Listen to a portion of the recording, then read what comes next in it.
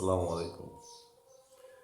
Hormuz প্রণালী হল পারস্য উপসাগর ও ওমান উপসাগরের মধ্যে একটি গুরুত্বপূর্ণ সরু সমুদ্রপথ।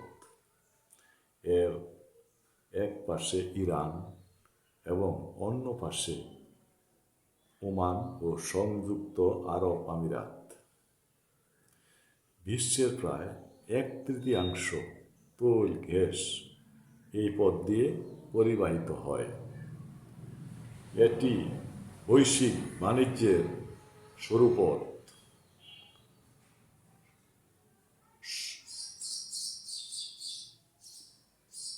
প্রাচ্যের জ্বালানি রপ্তানির প্রধান পথ।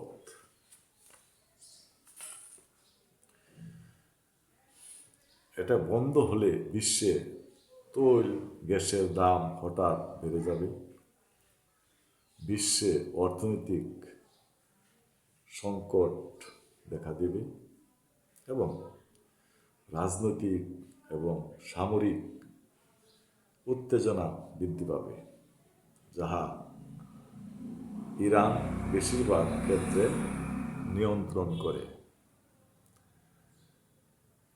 এটা কোনো ক্রমেই বন্ধ হওয়া যাবে না। বর্তমানে এটা বন্ধ আছে, এটা খোলা রাখা অত্যন্ত জরুরি। ধন্যবাদ।